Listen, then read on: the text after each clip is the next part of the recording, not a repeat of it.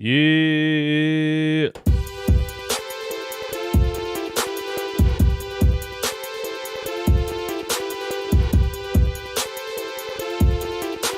Hit the like, hit the like, hit the like.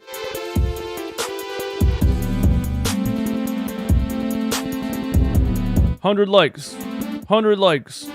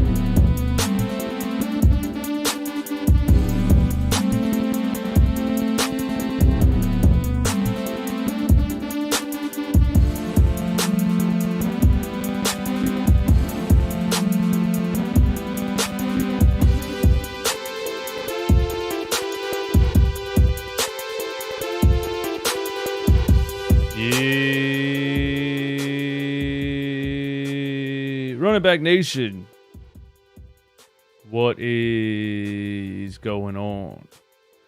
It is your boy DJs with Running Back Philly for the second time today. No frauds, no fanboys, no intros. We did the Eagles game earlier. We got a dub there. We did the Sixers game. We got a dub there.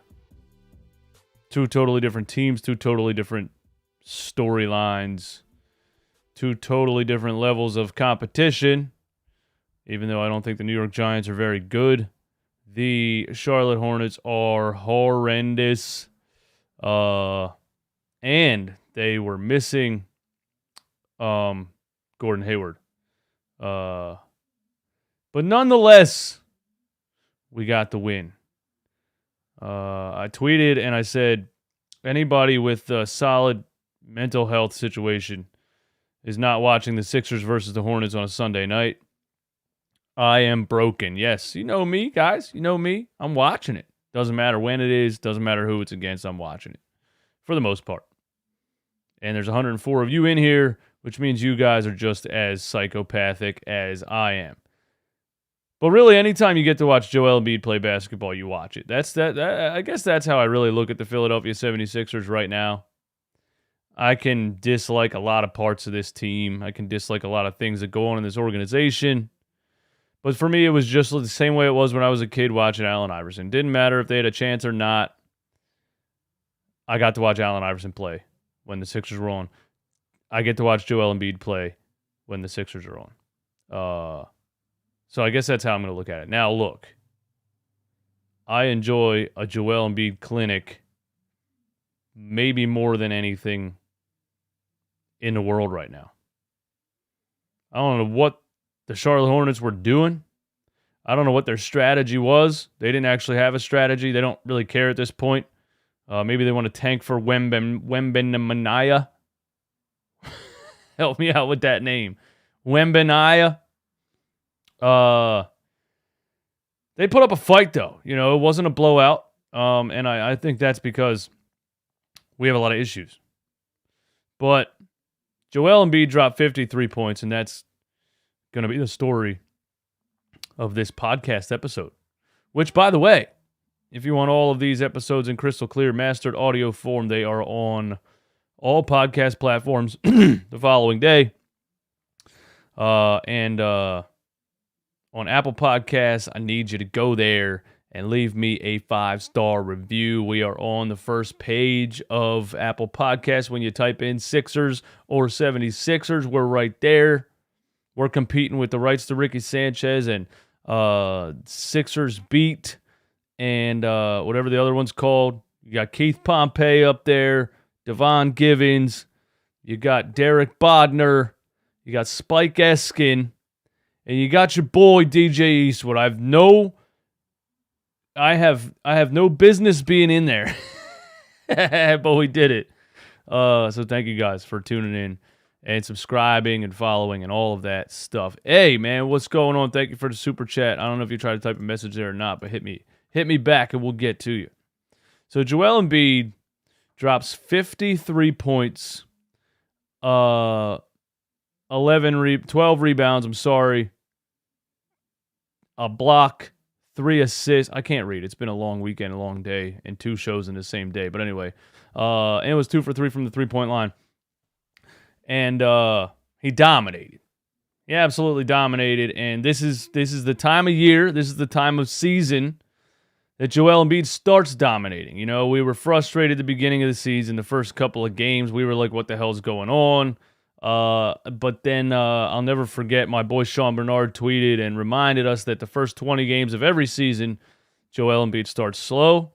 He does not do much in the offseason. I don't know if he should be doing much in the offseason because of just the way his body is. I think he does a lot of resting and rehabbing and recovery, and so he starts out slow. But after those first 20 games, when he gets into basketball shape, which he is in right now, the NBA gets put on notice.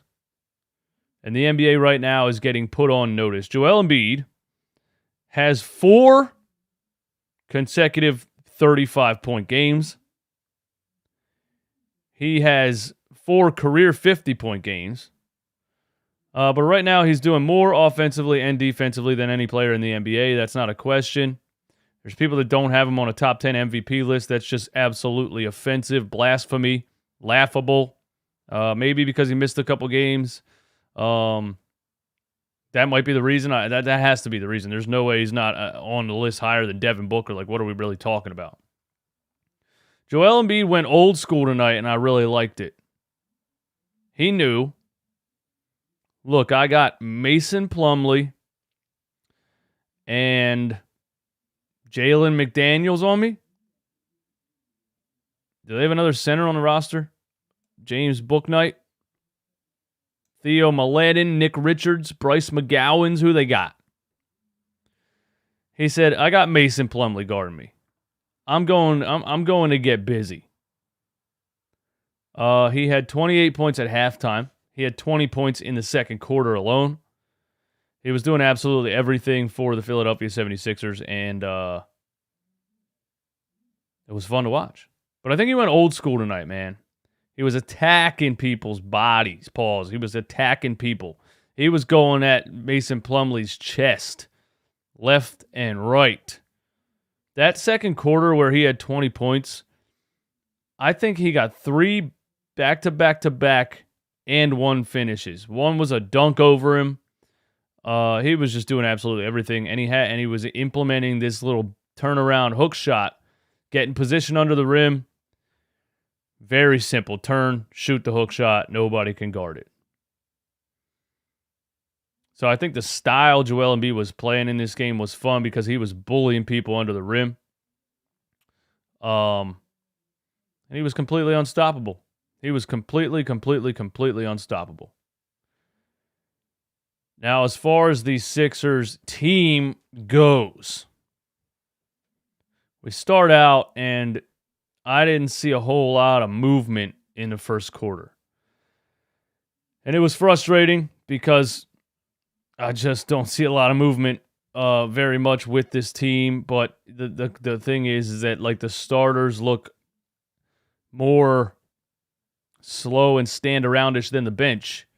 And that's a balance that you're trying to find. You're trying to find, how do we have this two very heavy ISO players, Joel and James, and implement more ball movement and sharing the ball and running off ball and action off ball. I guess it's not easy. You can clearly see the difference. They were down by 5, 6, 7, 8 in the first quarter, and I was like, man, we're about to get ran out of the building by the damn Charlotte Hornets. And then the bench comes in. Shake Milton, George Niang, Matisse Thybulle, and you automatically start seeing a whole lot of movement, a whole lot of action. And the bench in that first quarter went on a 7-0 run. I think they were down 13-7. Where's my math here? 13-7, 13-6. I don't know. But they went on a 7-0 run right when the bench came in. They went on a 7-0 run. And I just saw a lot of movement and a lot of action when the bench came in, a lot of ball sharing, a lot of ball swinging. Pause. And then the starters came back in, and it looked like they fed off of that energy, They didn't look good when they started this game at all. I think the second quarter into the rest of the game, you started to see a lot more movement in the starting lineup also, and that was the kill shot to the Charlotte Hornets, inevitably, is that once we started moving and Joel got on a roll, they couldn't do anything with us. I saw a couple times that I saw something that I'm not sure if I've ever seen before, which is James Harden moving without the ball. I see plays where James is getting the ball to Joe, and then DeAnthony Melton's setting a back screen for James to go to the other side of the court, and I'm like, oh, whoa. Is this creativity and movement on my 76ers basketball team? So I don't know. Maybe we're seeing something here. Maybe we're going to see a little more fluidity and a little more creativity in the offense. Maybe Glenn knows his job is at stake, and he's asking questions, or he's taking ideas from the rest of his coaching staff for the first time since he's been here. I don't know. I'm just saying that. Starting in the first quarter, we were down 13-7. We gave up 8 points in the paint in 6 minutes to start the game. That was bad. The Hornets' first 10 out of the first 19 points were on transition plays. That was bad. I don't want to downplay a Joel Embiid 53-point game, but it's not like you can sit up here and throw a parade. He scored 53 points against Mason Plumlee and Jalen McDaniels. You know what I mean? It was fun. It was fun to watch.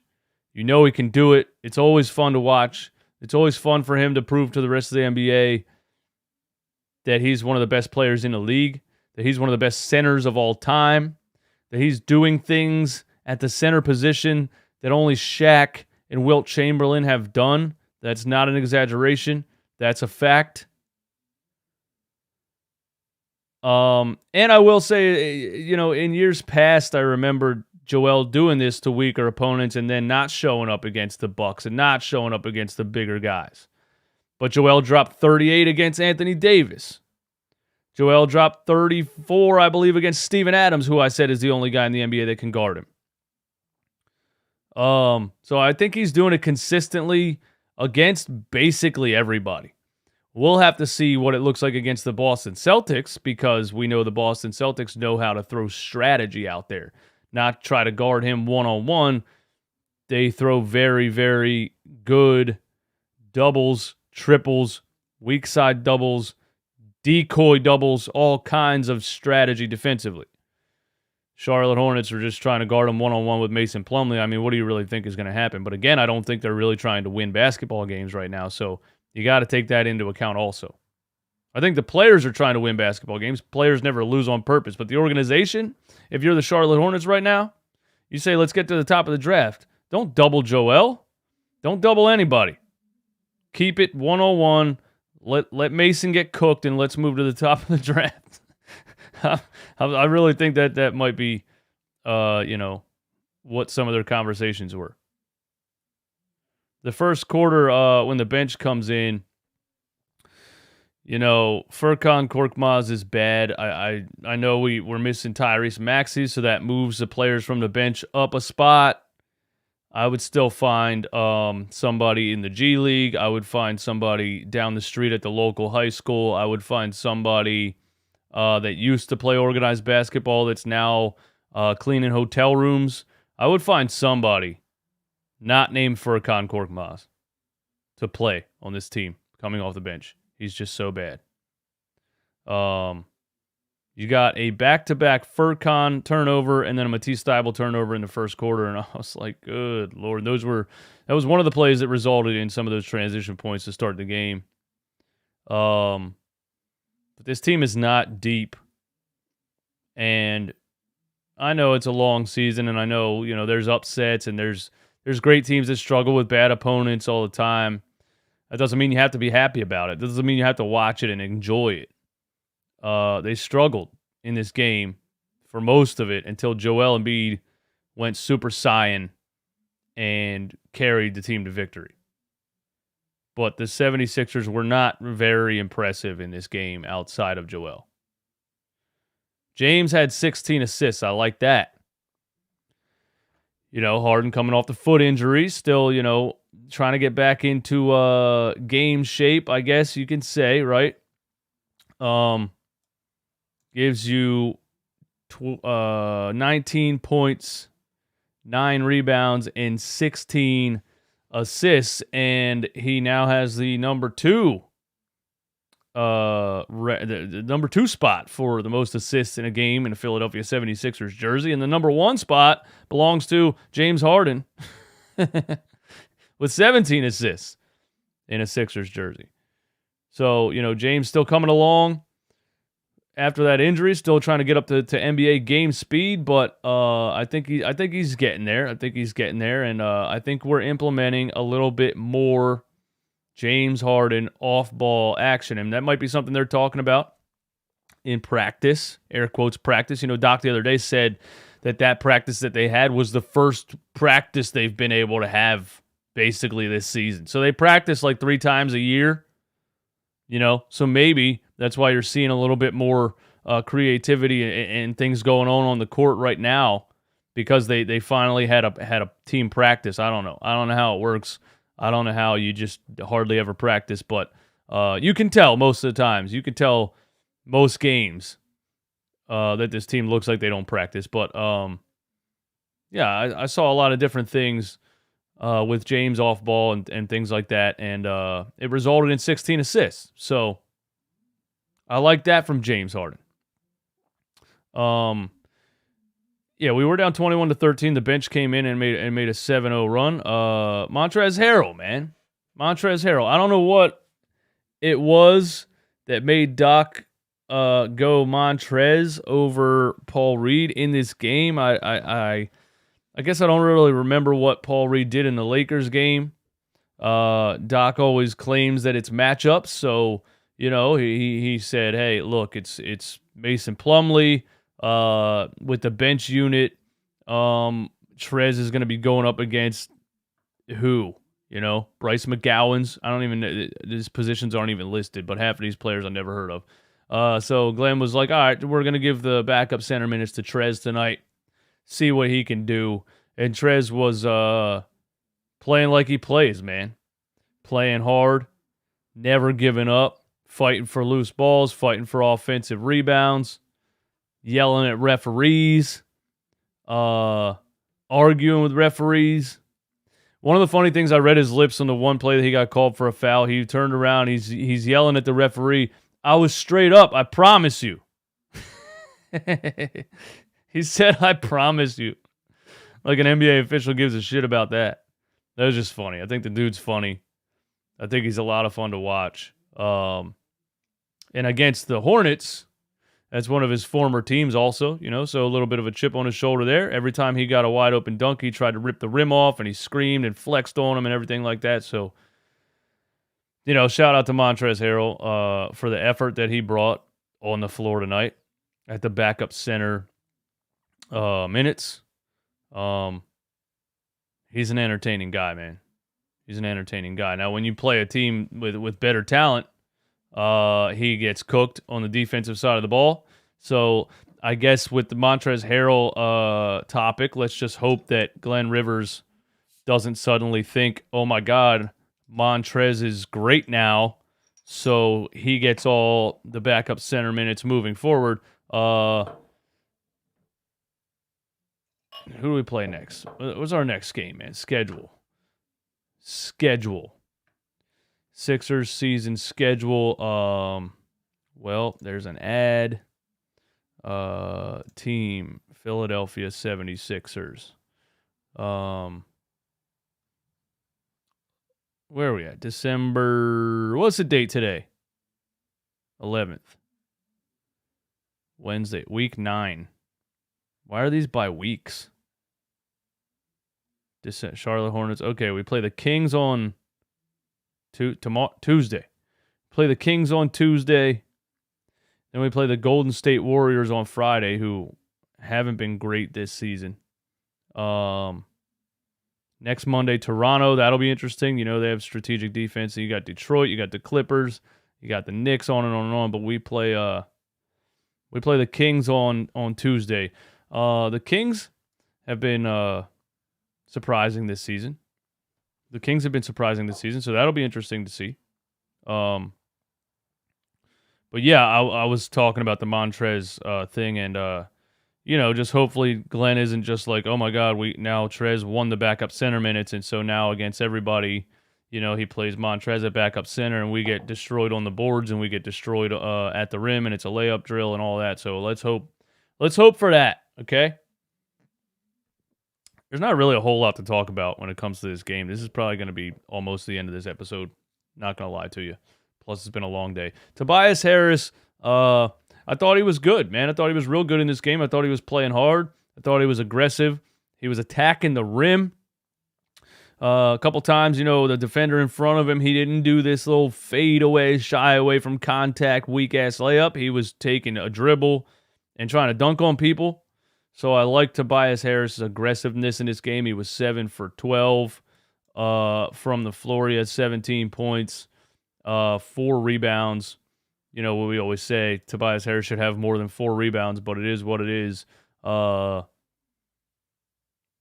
he was all right. DeAnthony Melton, he didn't have a 30-plus point game like he did against the Lakers.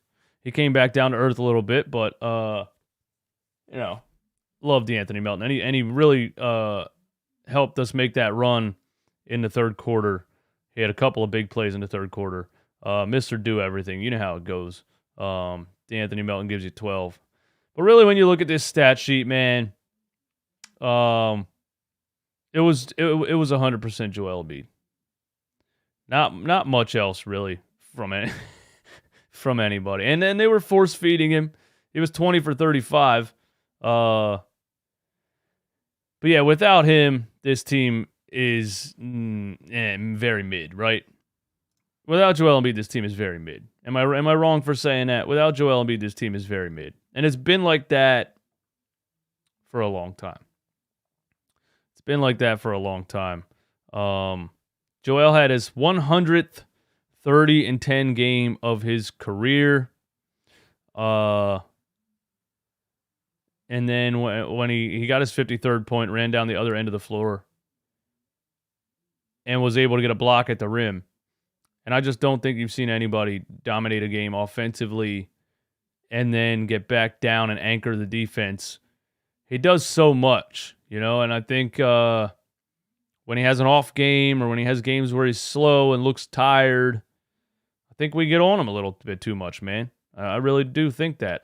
There's people in the city of Philadelphia, Sixers fans, that despise Joel Embiid. They can't stand him. They think he's lazy.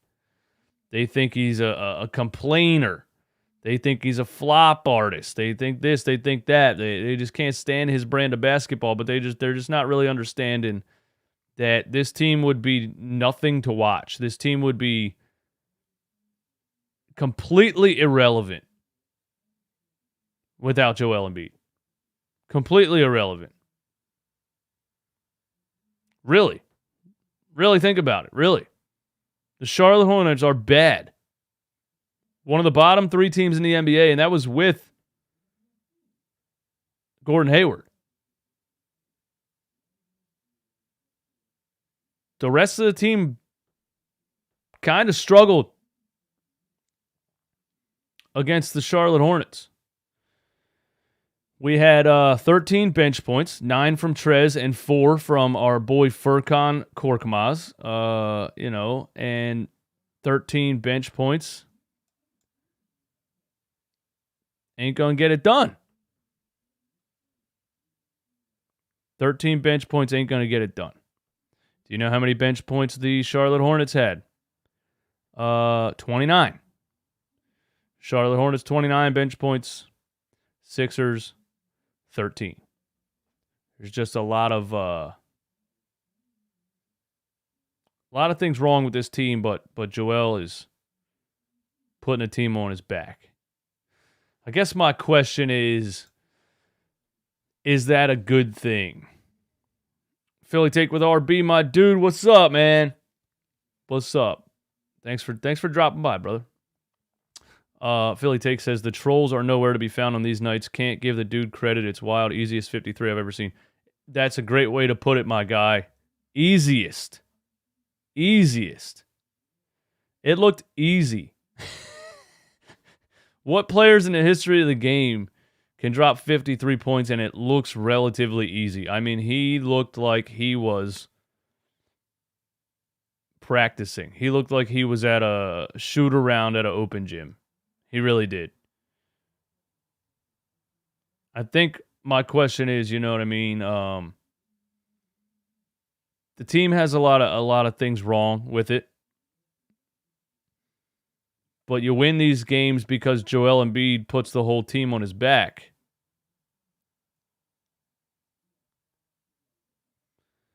Is that good in the long run?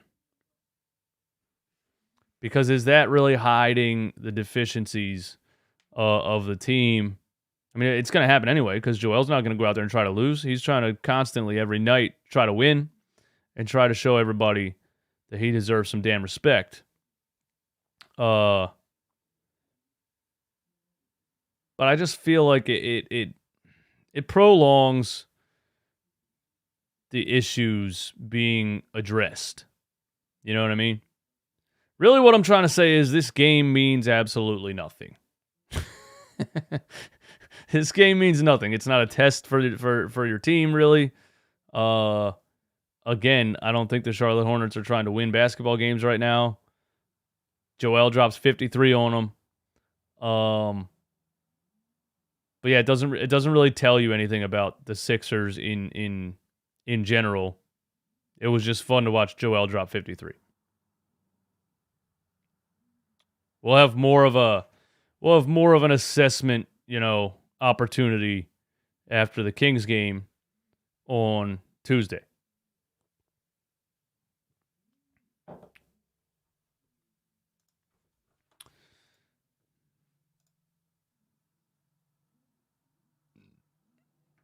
We're not going anywhere with Doc. All of this is a simulation until we are eliminated in the playoffs. Well, that's the thing, man. That goes with the question that I just asked. It really does. Because last year, we had a not as good or as deep on paper roster as we have right now, even though I don't think this team is very deep. And we beat the Toronto Raptors in the playoffs because of Joel Embiid. We were 0-2 against the Miami Heat because Joel Embiid had a broken face. Joel Embiid comes back with the mask on, and we tie the series. But inevitably, he just couldn't, play the way that he's used to playing because of the injuries that he was playing with. But if Joel's healthy in that series, we beat the Miami Heat. That's without DeAnthony Melton. That's without year 3 Tyrese Maxey. That's without James Harden being in shape.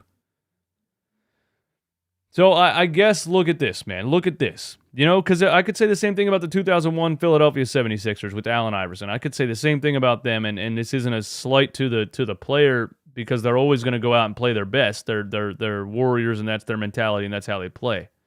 But I guess like in 2001, that team that Iverson took to the finals wasn't very good, talent-wise, on paper. He never had a second superstar. He never had the help that he really needed to be a top team in the NBA. But he was so good, and he was so dominant, scoring the ball every single night, that he carried that team way farther than they should have ever gone.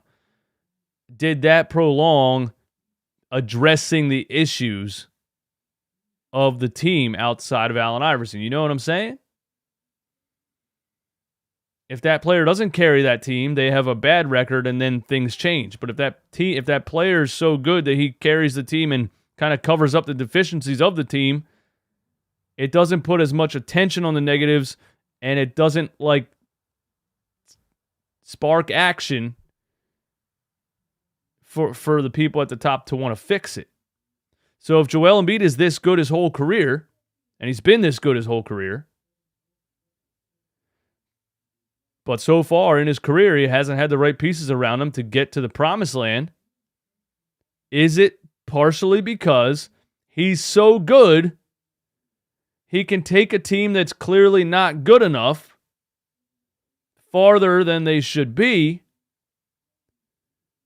and that kind of prolongs addressing the issues?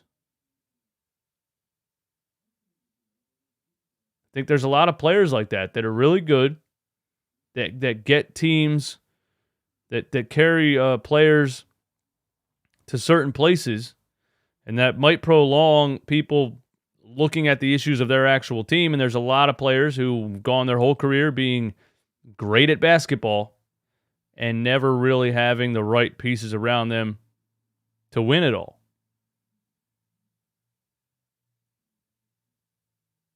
Just a thought.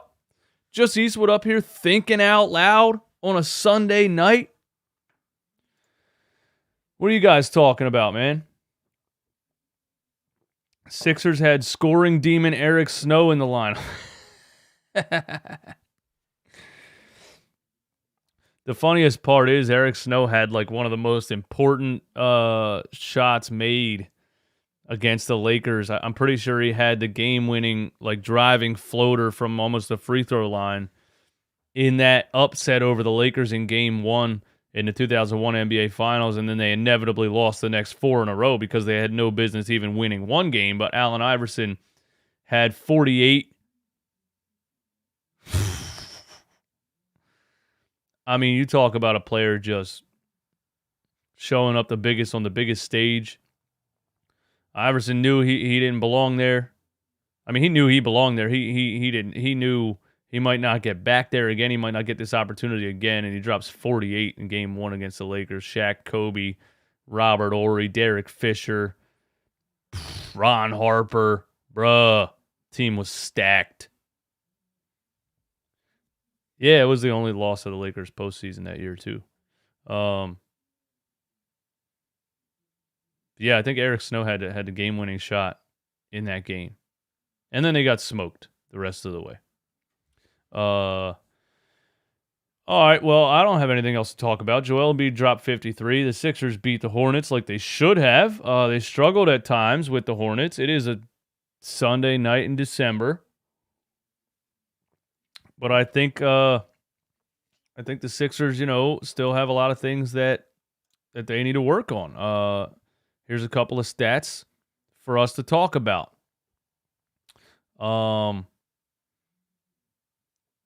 The Charlotte Hornets out-rebounded us. We had more assists. They had 12 steals to our 6, which is crazy. We shot a higher three-point percentage, almost even on the free throw percentage. We gave up 50 points in the paint. They gave up 56. Most of those were Joel Embiid. I think we really struggle with this one right here, second chance points, which is inevitably offensive rebounding. The Charlotte Hornets had 27 second chance points, and we had 5, which means they were grabbing offensive boards, and we were not grabbing offensive boards. Fast break points, they had 22, we had 19. But basically, if this was any other team... Bro, Eastwood, you're so negative, but realistically, like I'm just speaking facts. If this was any other team in the NBA, you might have had a Joel Embiid 53-point game and a L. That's all I'm saying, man. See what they look like against the Kings on Wednesday, Tuesday.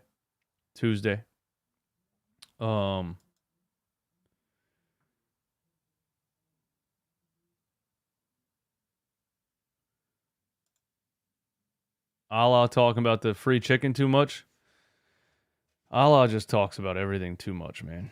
He just talks too much. I think Allah talks more than Kate, and she's the play-by-play announcer. He's supposed to be color commentary.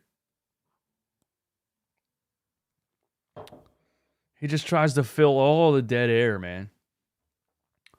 I think the main thing he does that drives me nuts is talks about old players that nobody ever heard of and doesn't care about, and then gives you all kinds of information about them. What did he say tonight? He was comparing Joel's turnaround hook shot to some dude in the 90s, and she was like, do you want to tell everyone who that is? And he was like, oh, you never heard of Steve Smith? He's like, he had a turnaround jumper just like that, and he went to LSU, and then he starts telling, you know what I mean? Like, if one thing I was going to do is tell you about old players and tell you what college they went to. Former Wildcat. Oh, man. I got to start muting the thing. Listening to Tom McGinnis. Anyway, that's all I got. Thanks for tuning in, guys. This game meant absolutely nothing. Joel Embiid's amazing. Mason Plumlee can't guard him. The Charlotte Hornets are really, really bad, and they're not trying to win at all. And yeah, subscribe to the channel. Hit the like button on this stream. Go over to Apple Podcasts. Leave me a review. Catch the podcast on all podcast platforms.